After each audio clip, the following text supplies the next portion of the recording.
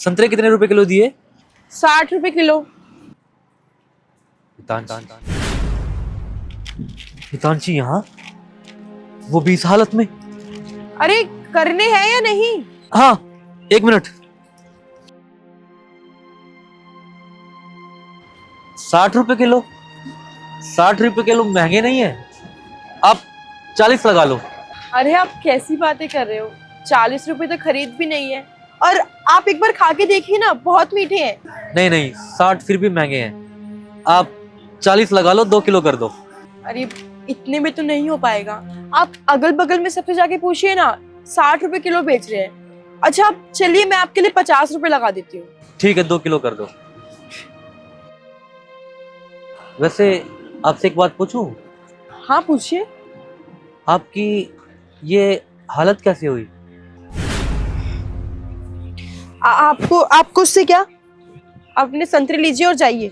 नहीं नहीं, आप गलत मत समझिए, वो मैंने आपकी ऐसी हालत देखी तो मैंने पूछ लिया, क्या पता मैं आपकी कोई हेल्प कर सकूं। अरे आप क्या मेरी मदद करेंगे, और अगर आप इतना पूछ ही रहे हैं तो मैं आपको बता देती हूँ। 1 साल पहले मेरी शादी हुई थी। मैं अपने पति के साथ बहुत खुश थी, हम दोनों साथ में बहुत अच्छे से रहते थे, बहुत खुश रहते थे। लेकिन कुछ रिश्तेदारों के चक्कर में हमने अपना रिश्ता बर्बाद कर लिया। हम दोनों में बहुत लड़ाई होने लगी, बहुत कहासुनी होने लगी। और कुछ लोग होते हैं ना, जो मियाँ बीवी के बीच आके कान भरते हैं, एक दूसरे को भड़काते हैं। तो बस उसी के चक्कर में मैंने अपने पति से तलाक ले लिया, हम दोनों अलग हो गए। और उसके बाद, उसके 4 महीने बाद मैंने फिर शादी करी, मेरी दूसरी शादी। और मैंने जहाँ शादी करी वहाँ पे मेरा पति मुझे बहुत मारता है, बहुत गाली देता है, मुझे कुछ भी अपनी मर्जी से नहीं करने देता। मैं बहुत परेशान हो गई,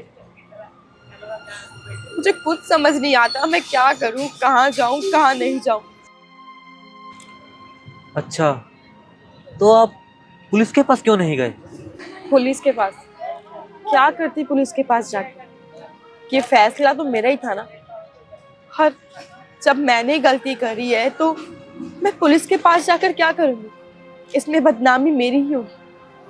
अच्छा, आपके साथ में इतना कुछ हो गया, आप अपने माँ बाप के पास नहीं गए?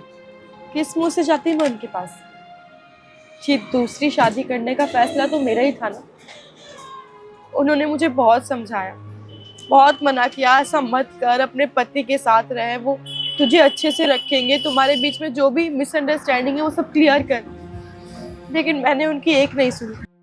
मेरे सर पे उस टाइम भूत सवार था कि मुझे मेरे पति को छोड़ना है, उनसे डाइवोर्स लेना है।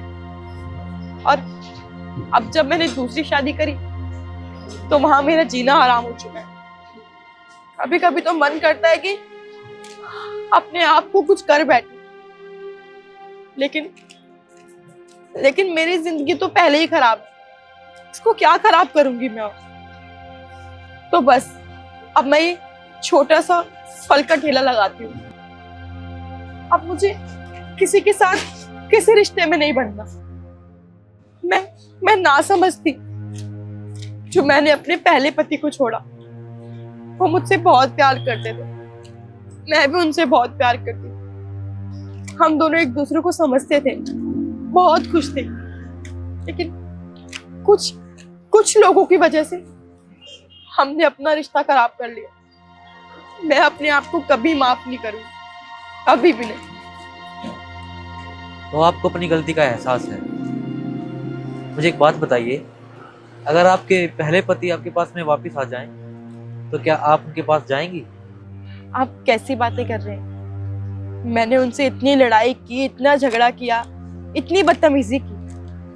अब मुझे नहीं लगता कि वो मेरे साथ रहना चाहेंगे, वो मुझे अपनी जिंदगी में दोबारा वापस लाना चाहेंगे।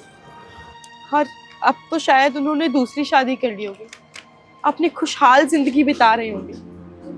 लेकिन अगर फिर भी वो कभी भी मेरे पास वापस आए ना, तो मैं भागती उनके पास जाऊंगी, उनसे माफी मांगूंगी कि मैंने जो किया वो बहुत गलत था। जैसा वो बोलेंगे मैं वैसा करूंगी। ठीक, तो चलो फिर। मोहित, तुम यहाँ? हितांशी, तुम्हारा पति तुम्हें मारता था, पीटता था, और तुमने मुझे एक बार भी कॉल करना जरूरी नहीं समझा। क्यों हितांशी? किस मुंह से फोन करती मैं आपको? क्या बताती आपको मैं? आपसे इतनी बदतमीजी करी, इतनी चीजें बोली आपको, और मैं ही आपको फोन करके बोलती। मेरी कभी हिम्मत नहीं हुई कि मैं आपसे बात करूं, आपके पास वापस आऊं, क्योंकि मुझे पता है मैं गलत थी। मैंने आपके साथ गलत किया।